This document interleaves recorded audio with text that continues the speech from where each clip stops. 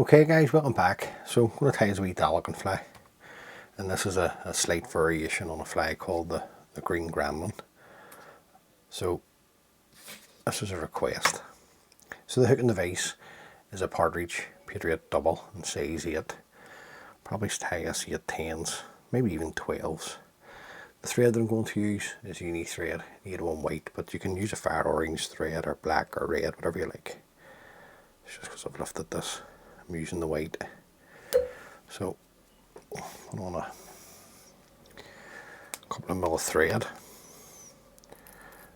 and then I'm going to put a tag on it and use the wire as well for the rib.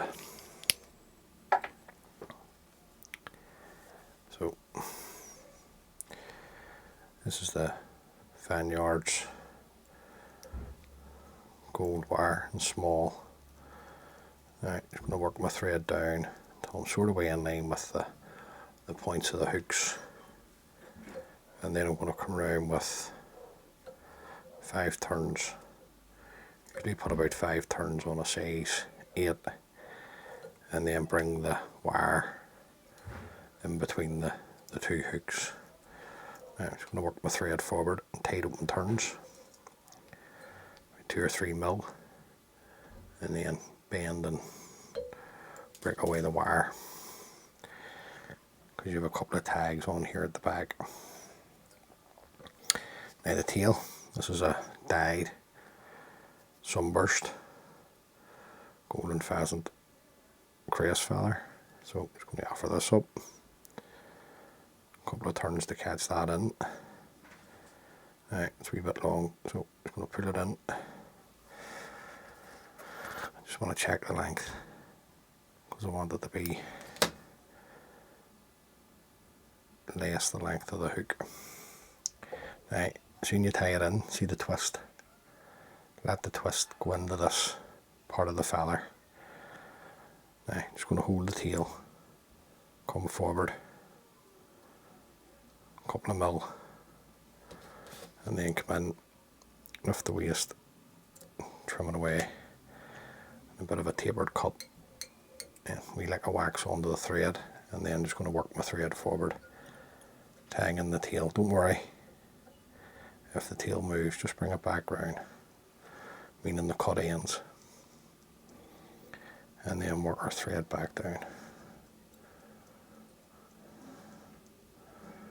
This will keep the body level, because if you cut the tail off down here, you're going to put your 2 tags, you'll end up with a lump. There's a wee fibre there, take that away. Now, on the original pattern, I think it was a Glow Bright floss number 12 or 13. It's the first part of the tag. I'm going to use some Glow Bright floss number 11 here. So just bring it round so that it's on top of the shank. Hopefully you can see that. Just because it is bright. I'm going to put it through a wee bit, and then bring the thread forward 3 or 4 turns. Fold it back,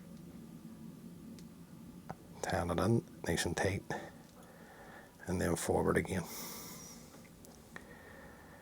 Right, just going to work the floss up, fairly close touching turns. Fly this around with your thread, a couple of turns to catch that in, and trim away the waist. Now this bit here, you've seen me doing this before if you watch my videos. Just bring this over the back, and I'll just show you. That just catches in. You bring it over the back, just going to give it a wee bit of extra security to the floss. Even though you have the tag on, I'll just make it a wee bit more robust. So just catch that in, trim away the waist. Next part of the tag,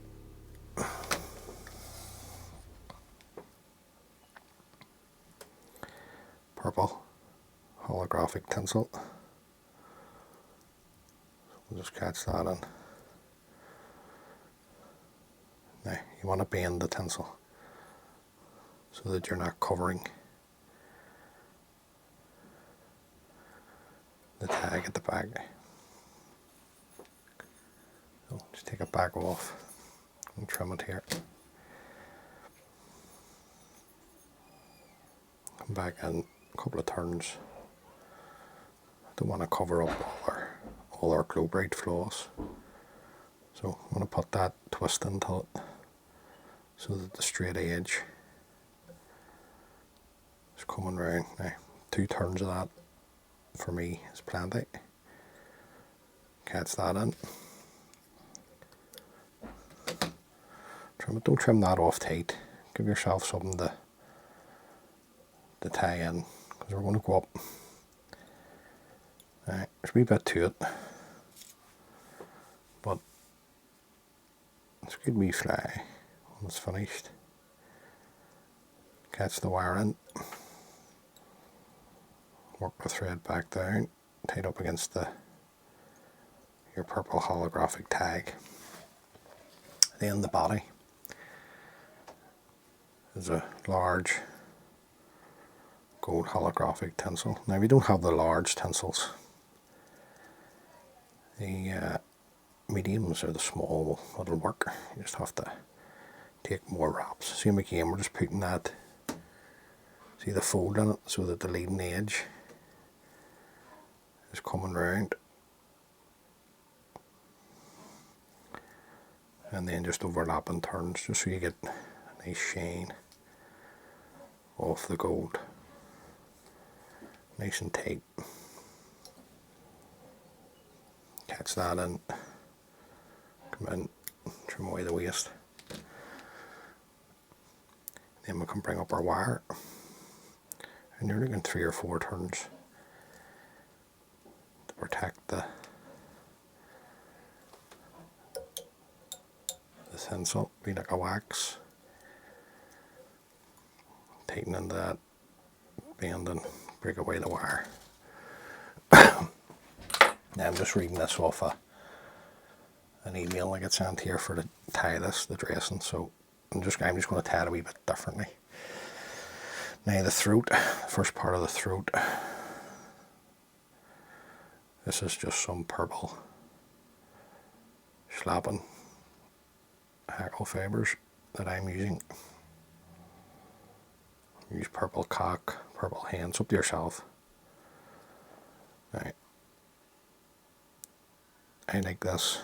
I want the throat to come down just slightly past the tag.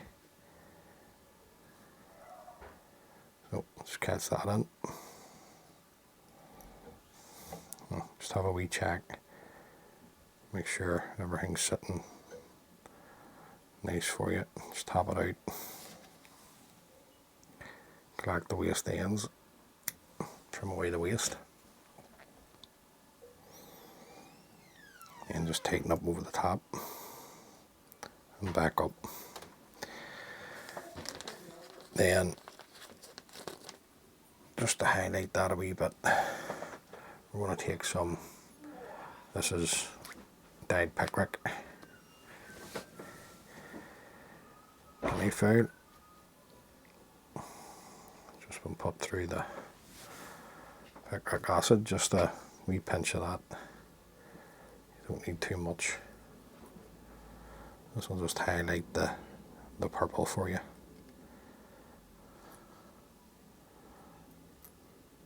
I'll catch that in.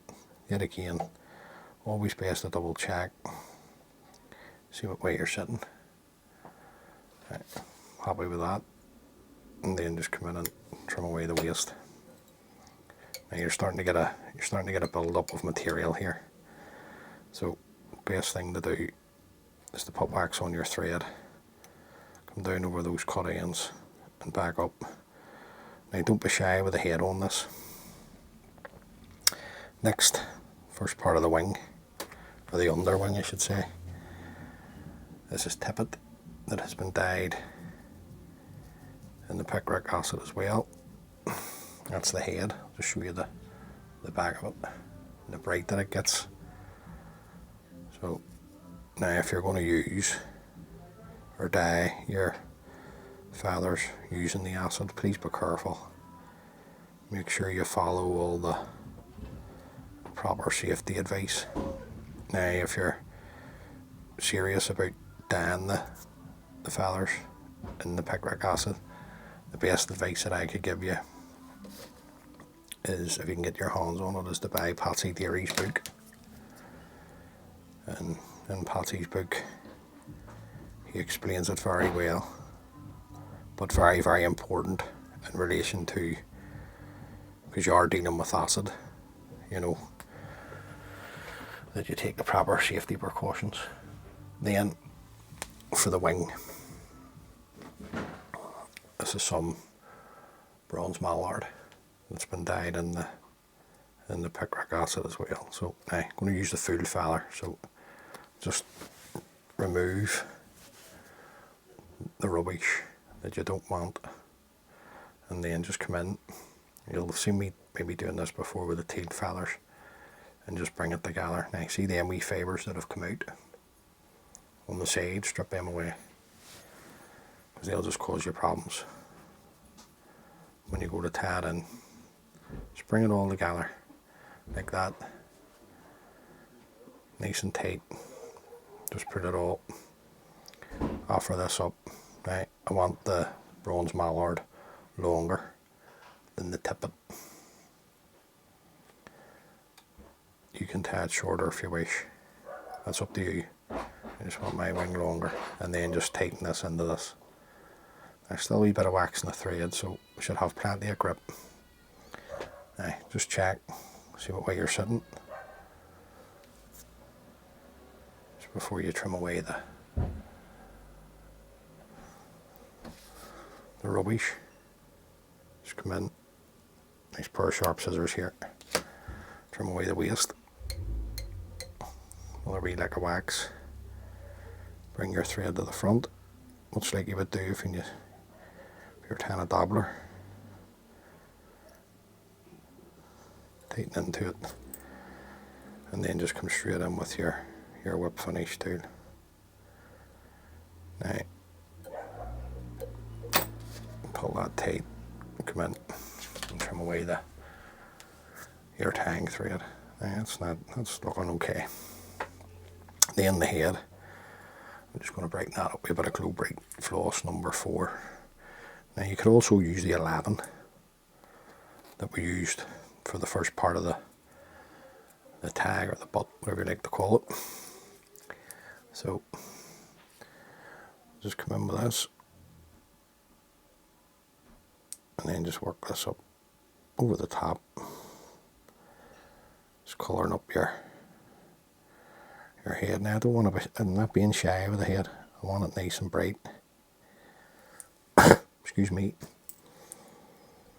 And then come straight in with your whip finishing tool and just throw in a 3 or 4 turn whip finish. Pull your Glow Bright floss nice and tight, trim away the waste, and then come in and trim away your waist tag. And there you go, guys. Now that's a variant of the fly. So let me see. So on the throat it's dyed green Guinea fowl, and I think it's dyed yellow mallard for the wing, but I'm sure somebody on YouTube will correct me. Now, first coat onto the head, we drop a super glue.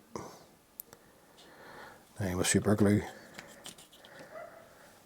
very odd occasion that I use it, this will seal up your thread turns, meaning this will seep in to the actual turns of floss or thread, whereas if you use the likes of a UV resin, it doesn't really seem to seep into the thread or the floss, it just seems to sit on top of it. Right, just cleaning away any excess that wants to run down. And there you go, guys. So that's my take on the fly that's tied by, I'm reading this, I've printed it off at Derek Bell, I think its name is. So that's just a slight variant on the wee fly. Well, hopefully you enjoyed that, guys. Hopefully I've got something from it. Definitely a wee bit to the fly, but looks like it'll take fish. So we'll soon find out. As always, many thanks for taking the time to view the video. It's greatly appreciated. If this is the first time watching one of my videos, please consider subscribing. It just helps the wee channel grow. And until next time, take care of yourselves and each other. And I'll catch you on the next one, guys. Thanks for watching. Bye.